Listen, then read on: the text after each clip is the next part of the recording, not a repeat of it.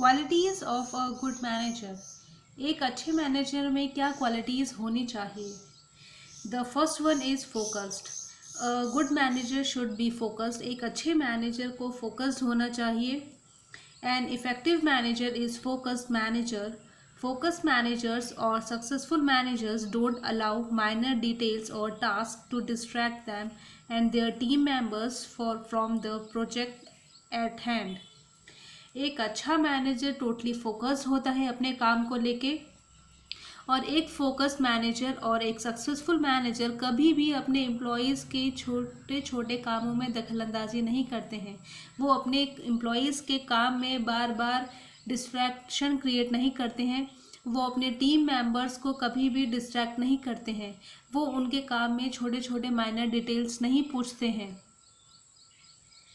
The second one is honesty. Honesty is one of the key qualities of a manager.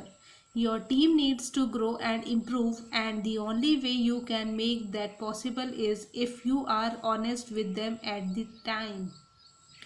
एक अच्छा manager honest होना चाहिए। वो अपने काम को लेके टोटली ऑनेस्ट होना चाहिए। वो अपने टीम मेंबर्स के साथ जो उनकी टीम की नीड्स हैं उनके बारे में वो ऑनेस्ट होना चाहिए।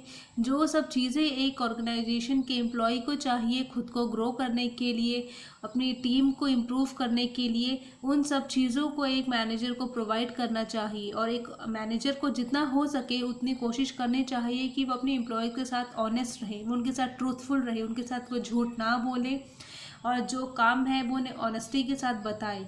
जो एम्प्लॉय अच्छा काम कर रहा है उसको ध्यान में रख के वो उसको उसके अकॉर्डिंग अप्रेज करे, उसका promotion they.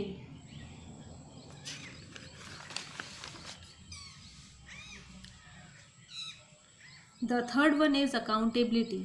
Accountability means taking responsibility for your work and the work of your team member. Accountability का मतलब यहाँ पे ये है कि एक मैनेजर अकाउंटेबल होना चाहिए। उसको जिम्मेदारी लेने वाला इंसान वो होना चाहिए कि वो अपने काम की जिम्मेदारी ले, वो अपने टीम मेंबर्स की वर्क, उनके काम की, उनकी परफॉर्मेंस की भी वो जिम्मेदारी ले। क्योंकि एक मैनेजर ही है जो अपनी टीम को लीड करता है, वो अपनी टीम को गाइड करता है। तो एक टीम को ध्यान रखना, उस टीम की परफॉर्मेंस को ध्यान रखना कि वो टीम की जो परफॉर्मेंस है वो कैसी है। अगर वो अच्छी नहीं है तो उसकी जिम्मेदारी भी लेना, और टीम अगर परफॉर्मेंस अच्छा कर रही है तो उसकी तो वो जिम्मेदारी लेगा ही लेगा। बट अगर टीम अच्छा परफॉर्म नहीं कर रही है तो उसकी जवाबदेही और उसकी रिस्पॉन्सिबिलिटी लेना भी एक अच्छे मैनेजर का रिस्पॉन्सिबिलिटी बनती है। The fourth one is emotional intelligence. It means that you lead with understanding. If everyone of a team member will go through personal and professional struggles that will impact their work for better or worse. Manager job is to give compassion when necessary and then keep that compassion from affecting the overall quality of the work. एक organisation के जो manager है, एक अच्छा manager जो है वो emotionally intelligent भी होना चाहिए। उसे अपने एम्प्लॉयज़ की इमोशनल प्रॉब्लम्स को भी समझना चाहिए, उसकी इमोशनल फैक्टर्स को भी ध्यान में रखना चाहिए। अगर कोई एम्प्लॉय अपने पर्सनल लाइफ में स्ट्रगल कर रहा है, उसकी पर्सनल लाइफ में कुछ प्रॉब्लम्स हैं, तो हाँ हो सकता है कि उस वजह से उसकी प्रोफेशनल वर्क को भी फ़र्क पड़े। एक अच्छे मैनेजर की ये जिम्मेदारी बनती है, या एक अच्छे मैनेजर के अंदर ये क्वालिटी होनी चाहिए कि वो अपने एम्प्लॉयज़ की जो पर्सनल प्रॉब्लम्स हैं उनको वो समझे कि इस वजह से उसकी पर्सनल वर्क पे अफेक्ट पड़ रहा है। वो उन एक एम्प्लॉय की अगर पर्सनल प्रॉब्लम में तो उसको हेल्प कर सकता है, वो उसे गाइड कर सकता है, वो उसे अगर मोटिवेट कर सकता है तो उसे वो मोटिवेशन प्रोवाइड करना चाहिए, ताकि एम्प्लॉय अपनी मेंटल स्ट्रेस या फिर अपनी पर्सनल स्ट्रेस से इम्प्रूव होके दोबारा काम पे एक अच्छी क्वालिटी प्रोवाइड करें। एक अच्छे मैनेजर को इमोशनली इंटेलिजेंट भी होना चाहिए ताकि वो अपने एम्प्लॉयज़ की इमोशंस को समझे और उनको उसी के अकॉर्डिंग डील करे। Quality skills of a good manager.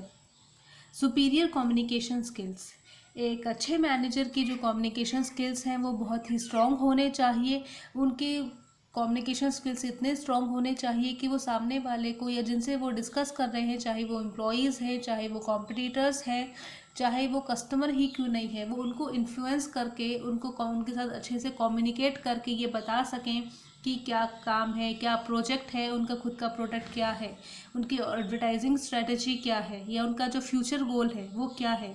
एक अच्छे मैनेजर में कम्युनिकेशन स्किल्स बहुत स्ट्रांग होने चाहिए, क्योंकि अगर मैनेजर की कम्युनिकेशन स्किल्स स्ट्रांग है तो वो ऑर्गेनाइजेशन के जितना भी पैरामीटर है, ऑर्गेनाइजेशन का जितना भी वर्क है, या फिर ऑर्गेनाइजेशन का जो भी इन्वायरमेंट है, वो अपने एम्प्लॉयज़ को ठीक से समझा सकता है, एज वेल एज़ वो ये भी बता सकता है कि उनका कस्टमर क्या चाहता है। वो अपने कस्टमर, अपने कॉम्पिटिटर्स के साथ ईजिली डील कर सकते हैं। The second one is leading with transparency and honesty. एक ऑर्गेनाइजेशन का जो मैनेजर है उसके अंदर ये क्वालिटी होनी चाहिए कि वो एक ऑनेस्ट इंसान हो। अगर वो इंसान ऑनेस्ट है तो वो अपने एम्प्लॉयज़ को सारा काम बताएगा, वो उनको अच्छे से जज करेगा, वो उनकी परफॉर्मेंस को भी ऑनेस्टी के साथ इवैल्यूएट करेगा, जिसकी वजह से जो कैपेबल इंसान है, जिस एम्प्लॉई की प्रोडक्टिविटी अच्छी है ऑर्गेनाइजेशन में काम को लेके, वो उन्हें प्रमोट करेगा। वो उस एम्प्लॉय को प्रमोट नहीं करेगा जो उसकी चापलूसी कर रहा है। भले ही वो अच्छा काम नहीं कर रहा है, बट वो एम्प्लॉई जो है मैनेजर की चापलूसी कर रहा है, तो मैनेजर हो सकता है कि उसे आगे बढ़ाए। बट एक अच्छा मैनेजर वही है जो ऑनेस्टी के साथ काम करे।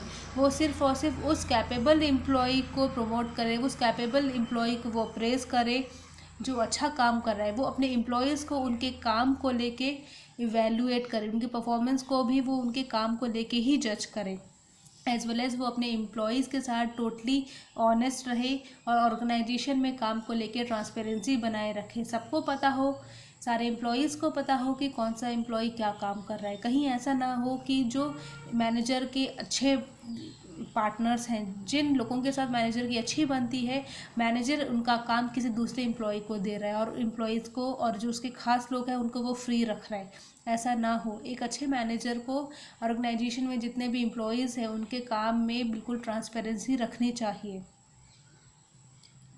The third one is supporting your employees with clear direction and removing their roadblocks for them. एक अच्छे मैनेजर को अपने एम्प्लॉयज़ को हमेशा एक क्लियर डायरेक्शन प्रोवाइड करनी चाहिए। वो डायरेक्शन जो डायरेक्शन एक ऑर्गेनाइजेशन की है। अगर एम्प्लॉयज़ को पता होगा कि ऑर्गेनाइजेशन किस डायरेक्शन में काम कर रहा है, ऑर्गेनाइजेशन किस डायरेक्शन की तरफ आगे बढ़ रहा है, तो एम्प्लॉयज़ भी उस डायरेक्शन की तरफ काम करेंगे, जिससे ऑर्गेनाइजेशन के एम्प्लॉयज़ को भी फ़ायदा होगा और एम्प्लॉयज़ के साथ साथ ऑर्गेनाइजेशन को भी फ़ायदा होगा।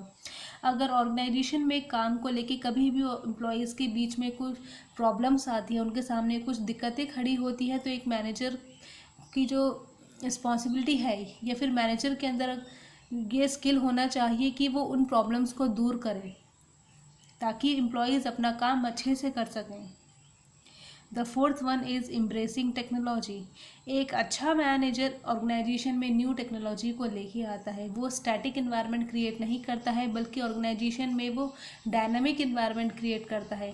अगर ऑर्गेनाइजेशन में न्यू टेक्नोलॉजी आ रही है तो इससे एम्प्लॉयज़ का काम ईजी हो जाता है, काम जल्दी हो जाता है, as well as employees motivated feel करते हैं।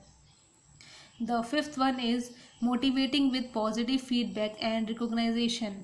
अपने एम्प्लॉयज़ को पॉजिटिव फीडबैक देना, उनके काम को रिकॉग्नाइज करना, उनके काम को देखना, एज वेल एज उन्हें मोटिवेट करना, ये सब काम भी एक मैनेजर का होता है और ये एक अच्छे मैनेजर को करना चाहिए। अपने एम्प्लॉयज़ को मोटिवेट करना, उन्हें एक पॉजिटिव फीडबैक देना। अगर वो अपना काम ठीक से नहीं भी कर पा रहे हैं तो भी उनको डिस्करेज नहीं करना, उनको डिस्करेज ना करके उनको फीडबैक भी इस तरीके से देना जिससे वो पॉजिटिव फील करें। एज वेल एज अगर वो अच्छा काम कर रहे हैं तो उनके काम को रिकॉग्नाइज करना, उनके काम को अप्रेज करना, उनको अप्रेजल प्रोवाइड करना।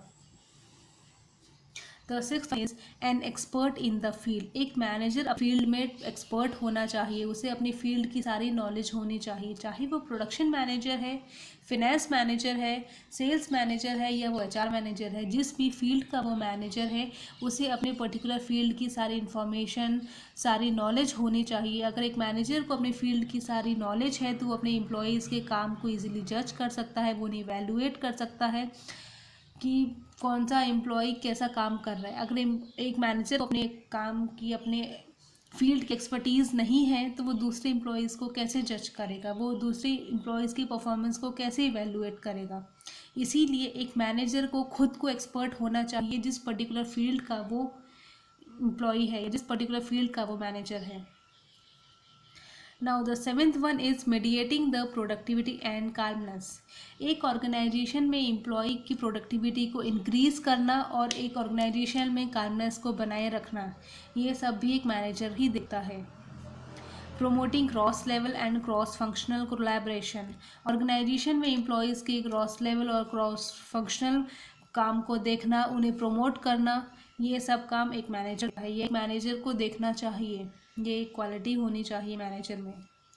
The ninth one is creating a productive and likely work environment. एक ऑर्गेनाइजेशन में एम्प्लॉयज़ के लिए बहुत ही ऐसा खुशनुमा सा माहौल क्रिएट करना ताकि एम्प्लॉयज़ जो हैं अपने काम को बहुत अच्छे तरीके से करें, वो ऑर्गेनाइजेशन में मोटिवेटेड फील करें, जिससे ऑर्गेनाइजेशन का जो प्रोडक्टिविटी है वो इंक्रीज़ हो, हर एम्प्लॉय अच्छा फील करे, उसका जो इन्वायरमेंट है, ऑर्गेनाइजेशन का जो इन्वायरमेंट है अगर वो अच्छा रहेगा तो एम्प्लॉयज़ खुद को बहुत ही अच्छा फील करेंगे और वो अपने काम को और ज़्यादा अच्छे तरीके से करेंगे। एब्सेंटिज्म रिमूव होगा इस ऑर्गेनाइजेशन में।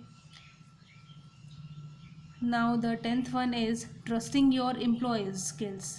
एक अच्छे मैनेजर को अपने एम्प्लॉयज़ के स्किल्स पे भरोसा करना चाहिए, उसे विश्वास होना चाहिए कि जो एम्प्लॉय जिस डेजिग्नेशन पे है, जिस पोस्ट पे वो है, वो अपनी पोस्ट का काम अच्छे से कर रहा है, जो काम उनको दिया गया है वो उस काम को अच्छे से करेगा। एज वेल एज़ उन्हें अपने एम्प्लॉयज़ पे इतना ट्रस्ट होना चाहिए कि वो उनके काम में दखलंदाजी बार बार ना करें।